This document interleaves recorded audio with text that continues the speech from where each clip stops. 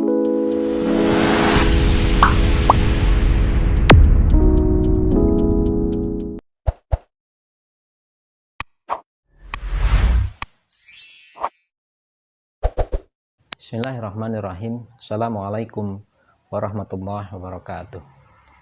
Alhamdulillahirabbil alamin, nahmaduhu wa nasta'inuhu wa nastaghfiruh wa na'udzu billahi min syururi anfusina wa min sayyiati a'malina, may yahdihillahu fala mudhillalah wa man yudlil fala hadiyalah.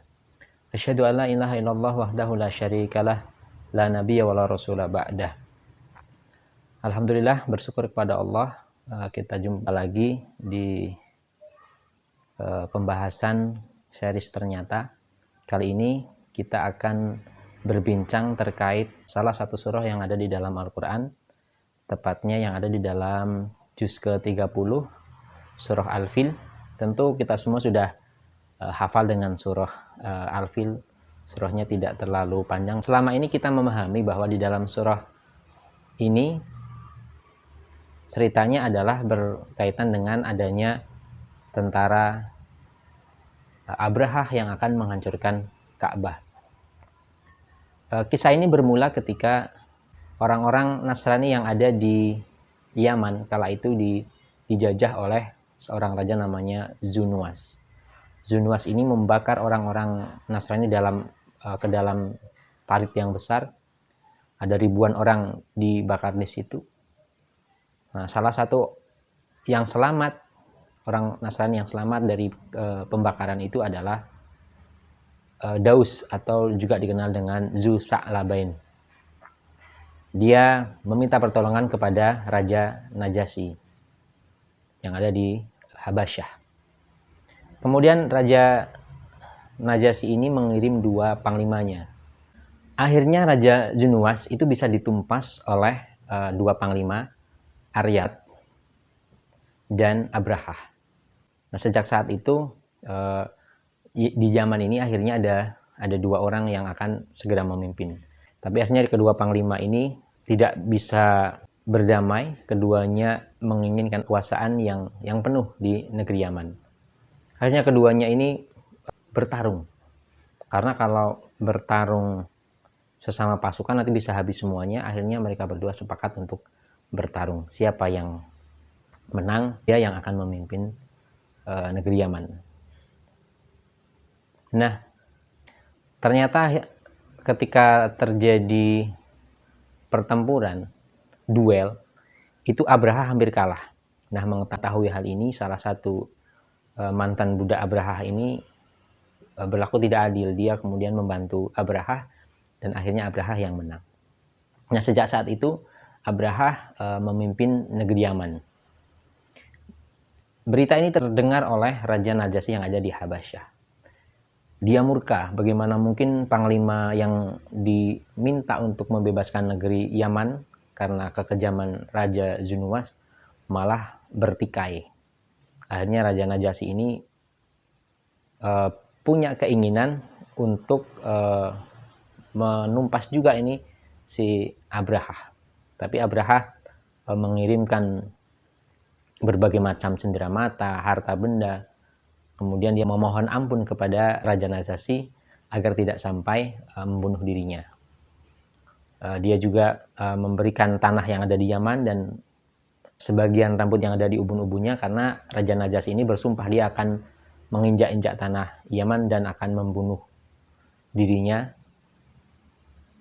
Karena itu dia memberikan saran agar sumpahnya itu tetap bisa dilakukan. Dia bisa menginjak-injak tanah yang dari Yaman dan sebagian rambut ubun-ubunnya ini juga bisa diinjak-injak bersama tanah yang dari Yaman ini. Jadi Raja Najasyi akhirnya entah kenapa setelah diberi harta yang banyak itu dia luluh hatinya. Akhirnya dia tidak jadi memerangi Abrahah. Nah, setelah itu ada hubungan baik yang terjalin antara Raja Najasyi dengan panglimanya ini yang ada di Yaman. Kemudian Raja Najasyi diberitahu oleh Abrahah bahwa dirinya akan membuat sebuah gereja yang sangat besar yang ada di Yaman sana. Akhirnya dibuatlah gereja yang sangat besar Saking besarnya itu, kalau misalnya ada orang yang pakai peci, dia melihat ke atas, pecinya seakan-akan akan jatuh. Peci itu kan kolam suah, maka nama gerejanya Al-Qulais. Setelah gereja Al-Qulais ini berdiri dengan megahnya, Raja Abraha memerintahkan kepada pengikut-pengikutnya agar menyiarkan kabar di seluruh daerah Yaman, bahkan ke daerah-daerah lainnya, agar para penduduknya itu berbondong-bondong untuk menziarahi gereja Al-Qulais ini. Bahkan Raja Abraha ini sampai menyuruh orang-orang untuk mengalihkan ziarah mereka dari Ka'bah yang ada di Mekah menuju Yaman dengan gerejanya itu. Nah, mengetahui hal ini, orang-orang yang ada di Quraisy marah. Salah satu orang Quraisy yang berasal dari suku Kinanah ini, dia pergi ke Yaman, ke gereja tersebut. Di sana dia buang air besar dan buang air kecil di situ, kemudian kotorannya dia lumuri ke dinding-dinding gereja. Nah, keesokan harinya Raja Abraha tahu bahwa ternyata ada salah satu orang yang berasal dari Quraisy, tepatnya suku Kinanah, datang ke gerejanya dan membuat onar di sana. Seketika itu juga dia marah, kemudian menyiapkan pasukan yang sangat besar. Di dalam tafsir itu disebutkan ada 60.000 pasukan yang dia siapkan untuk menyerang Ka'bah.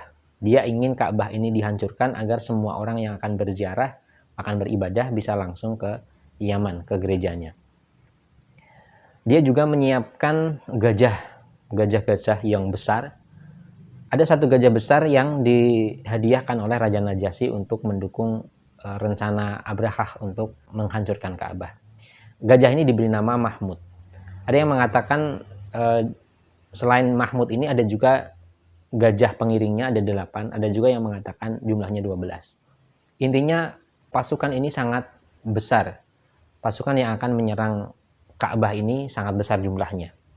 Nah, mengetahui hal ini, orang-orang yang ada di tanah haram ini, di Makkah ini, mereka bingung apa yang harus dilakukan. Nah, sebagian orang ada yang berpendapat untuk melawan. Sekecil apapun peluang untuk menang, kita harus melawan, begitu. Pikir salah satu dari orang-orang yang ada di tanah Makkah ini. Akhirnya ketika Raja Abraha beserta pasukannya datang, ini mereka mendapatkan perlawanan yang bisa dikatakan kecil. Jadi mereka di perjalanan itu dicegat oleh orang-orang yang ada di tanah Arab ini, dari penduduk yang merasa harus melawan apa yang akan dilakukan oleh Abraha. Tetapi mereka tetap kalah. Bahkan pimpinannya sampai ditawan. Kemudian mereka maju lagi, ada lagi yang melawan, pimpinannya ditawan lagi. Nah, sampai akhirnya mereka tiba di suatu daerah. Di sana mereka menawan banyak sekali hewan ternak.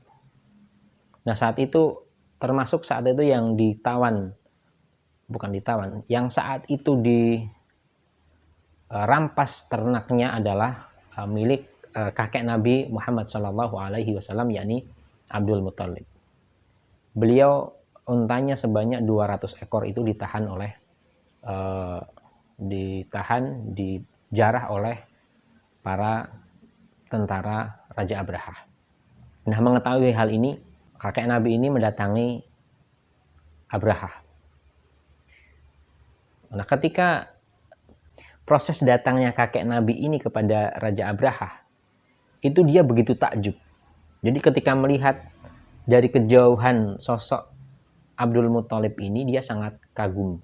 Orangnya tinggi, tampan, berwibawa. Dia sangat kagum. Bahkan dia sampai turun dari tempat duduknya, dia sampai menemani Abdul Muthalib duduk berbincang bersama. Nah, tapi ternyata Abdul Muthalib ini tidak seperti yang dia pikirkan. Dia pikir dia akan melakukan perlawanan yang sengit demi mempertahankan Ka'bah. Tapi tidak disangka ternyata yang disampaikan oleh Abdul Muthalib, kakek Nabi ini adalah, "Wahai Raja Abraha, tolong kembalikan unta saya yang jumlahnya 200 yang engkau curi, yang engkau ambil secara paksain. Tolong kembalikan kepadaku."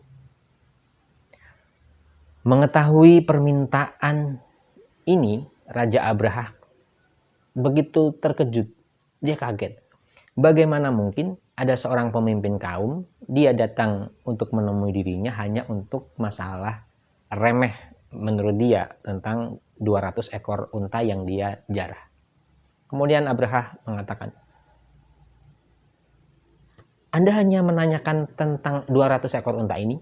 Terus bagaimana dengan Ka'bah? Bagaimana dengan simbol agamamu itu? Apakah kamu tidak akan mempertahankannya? Gitu. Kemudian dijawab oleh kakek Nabi Abdul Muthalib, unta ini saya yang punya, maka saya minta kembali. Ka'bah itu juga ada yang punya, dan dia akan melindunginya. Kemudian dengan segera Raja Abraha mengatakan, bahkan pemilik Ka'bah ini pun tidak akan bisa mencegahku untuk menghancurkannya. Kemudian dijawab lagi oleh Abdul Muthalib, terserah, itu urusanmu dengan sang pemilik Ka'bah. Kemudian Abdul Muthalib setelah mendapatkan untanya kembali, dikirim ke tempat yang aman. Kemudian dia mengajak seluruh rakyatnya yang ada di sekitaran Ka'bah itu untuk mengungsi ke daerah-daerah perbukitan. Nah, ketika Raja Abraha datang, tiba-tiba muncul burung yang tidak pernah ada sebelumnya. Burung-burung ini disebutkan di dalam tafsir muncul dari laut. Mereka muncul dengan berbondong-bondong.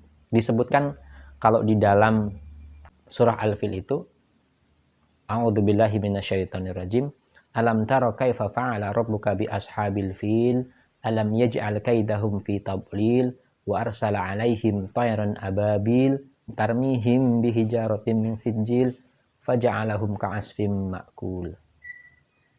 Jadi di dalam ayat itu disebutkan wa arsala 'alaihim tayran ababil. Nah, kata ini yang biasanya jadi pengertiannya agak berbeda. Jadi tayran ababil di sini banyak yang akhirnya mengartikannya sebagai burung ababil. Padahal kalau kita lihat, bahkan diterjemah, tidak usah ke tafsir dulu. Bahkan diterjemah itu sudah jelas diterangkan, diutuslah burung yang datang secara berbondong-bondong. Jadi ababil ini, kalau kita baca di dalam tafsirnya lagi, ada yang menyebutkannya berbondong-bondong. Ada yang menyebutnya lagi berkelompok-kelompok, bergerombol. Ada yang datang dari segala penjuru. Jadi berdasarkan beberapa tafsiran ini, bahwa ketika itu datang burung yang berbondong-bondong dari segala macam penjuru, ada yang mengatakan itu dari laut. Nah, mereka ini diberi tugas oleh Allah untuk menghancurkan pasukan Raja Abraha. Setiap burung yang terbang, banyak jumlahnya itu, berbondong-bondong, berkafilah-kafilah, jadi sekumpulan datang, itu setiap burungnya membawa 3 buah batu. 1 batu di paruh, 2 batu ada di kakinya. Nah, begitu dia sampai di daerah pasukan Raja Abraha, batu itu dilepas. Saat itu juga ada angin yang bertiup kencang sehingga batu yang jatuh itu turun dengan sangat cepat menghalau tentara Raja Abraha. Mereka kalang kabut tidak keruan, kalang kabut kocar kacir kemana-mana. Semuanya berusaha menyelamatkan diri. Jadi gagal total. Rencana penyerangan ini gagal total. Disebutkan bahwa di dalam tafsirnya semuanya binasa. Tetapi binasanya di sini tidak serta-merta ketika mereka kena batunya langsung mati di situ, tidak. Jadi sebagai gambaran bahwa ketika batu itu mengenai kepala seseorang, dia akan tembus sampai ke dubur. Jadi begitu kena tubuh, dia langsung tembus. Kena tubuh langsung tembus. Jadi saking panasnya. Kalau disebutkan di dalam tafsir, ini adalah batu yang berasal dari neraka. Ini semuanya kena. Bahkan disebutkan di dalam tafsirnya itu, sebagian orang yang sudah melarikan diri ini, karena dia juga sudah terkena batunya, di perjalanan dalam penyelamatan dirinya itu, tubuhnya sedikit demi sedikit rontok.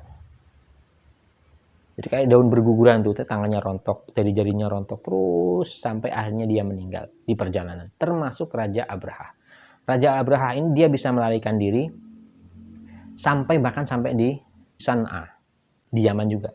Sepanjang perjalanan karena dia juga sudah terkena batunya itu, dia sedikit demi sedikit tubuhnya itu rontok. Sampai di San'a itu dia dadanya terbelah, jantungnya keluar, baru dia mati. Jadi kisahnya semua mati. Tetapi ada juga salah satu ahli tafsir yang mengatakan bahwa masih ada sisa dari para tentara Raja Abraha ini yang tinggal di Arab, di tanah Arab dalam keadaan hina, jadi pengemis segala macam. Tetapi kebanyakan para ulama menyebutnya binasa semuanya. Na'udzubillah.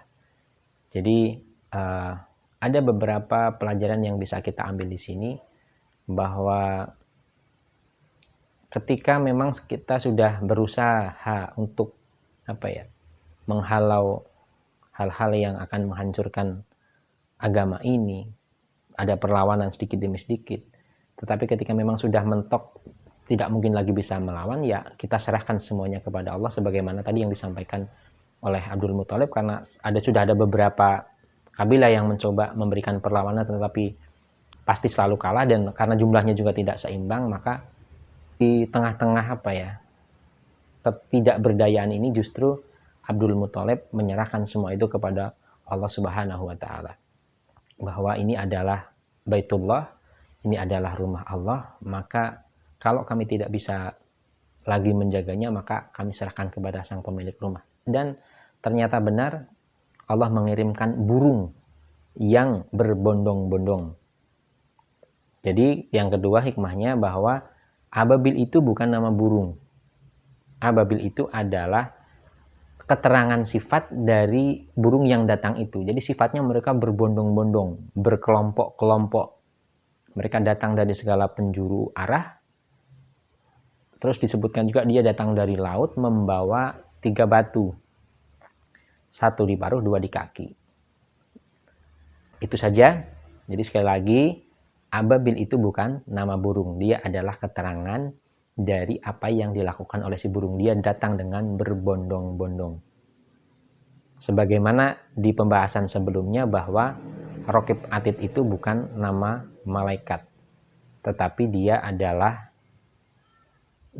sifat dari malaikat yang mengawasi lagi hadir, yang mencatat segala perbuatan kita. Nah, ababil ini juga ternyata keterangan sifat bahwa burung itu datang secara bergerombolan, berbondong-bondong, bukan nama burung. Demikian, semoga ada ibrah yang bisa kita ambil dari kisah ini. Kurang lebihnya mohon maaf. Billahi taufik wal hidayah. Assalamualaikum warahmatullahi wabarakatuh.